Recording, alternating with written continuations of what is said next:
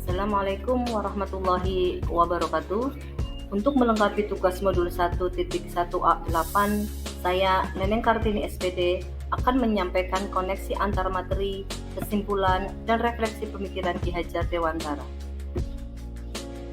Pada kesempatan ini, fasilitator saya adalah Bapak Dr. Andes Marsuti MPD, dan pengajar praktis saya adalah Ibu Thohiratul Karimah SAG MPD. Korelasi antara pendidikan dan pengajaran. Pendidikan dan pengajaran tidak dapat dipisahkan. Menurut Ki Hajar Dewantara, pengajaran adalah bagian dari pendidikan. Pengajaran merupakan proses pendidikan dalam memberi ilmu atau berfaedah untuk kecakapan hidup anak secara lahir dan batin.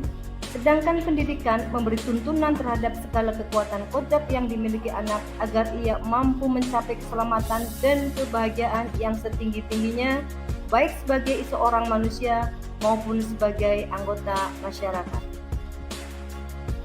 Pada dasarnya, guru hanya bisa menuntun, memberi contoh, membangun semangat, dan memotivasi anak seperti semboyan Ki Hajar Dewantara, Ing Ngarso Sungculodo, Ing Madya Mangunkarso, dan Tuturi Handayani.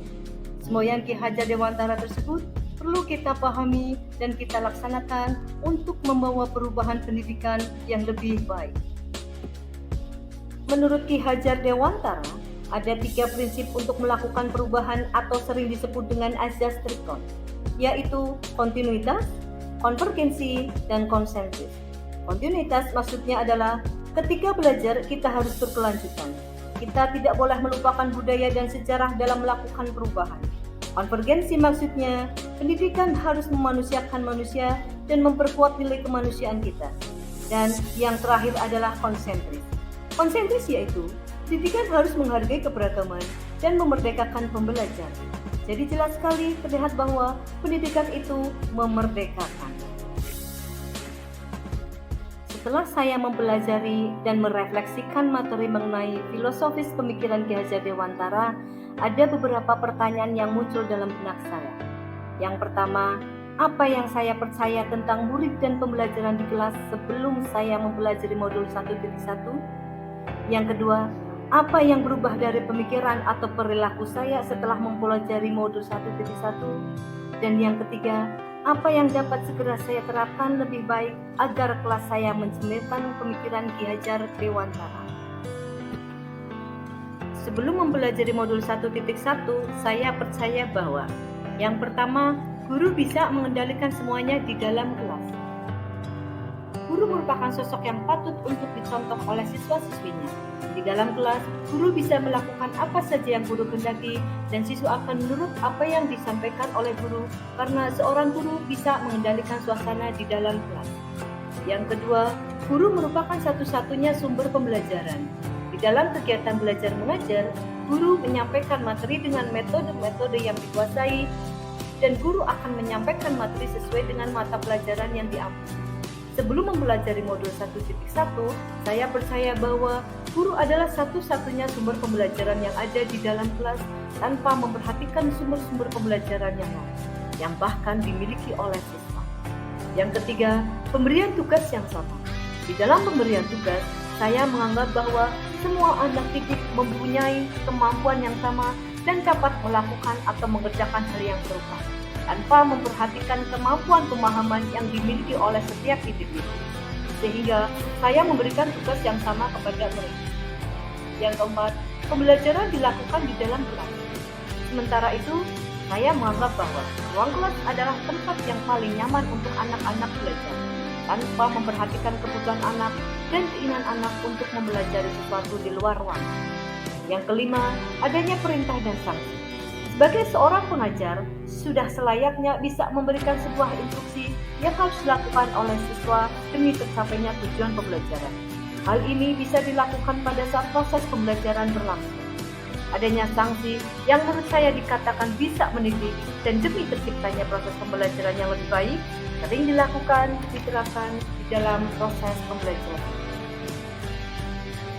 Banyak hal yang saya pelajari tentang konsep pendidikan Ki Hajar Dewantara melalui modul 1.1, yaitu refleksi filosofis pendidikan nasional menurut Ki Hajar Dewantara.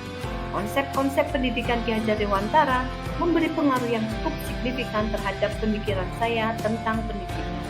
Pendidikan dan pengajaran merupakan dua sisi yang tidak dapat dipisahkan. Dalam menyelenggarakan pengajaran dan pendidikan, KHD menganjurkan agar kita tetap memperhatikan ilmu jiwa, jasmani, yaitu etika dan moral, karena dalam proses pendidikan terjadi proses pengembangan.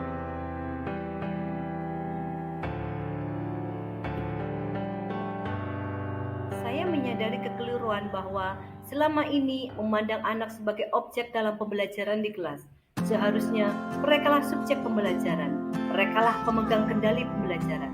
Pendidik wajib menghamba pada anak dengan segala ketulusan hati.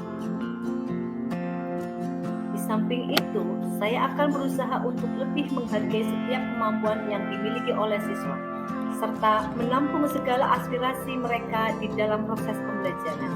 Sehingga saya tidak menjadikan guru adalah sebagai satu-satunya yang menjadi sumber pembelajaran dan pengendali di dalam kelas.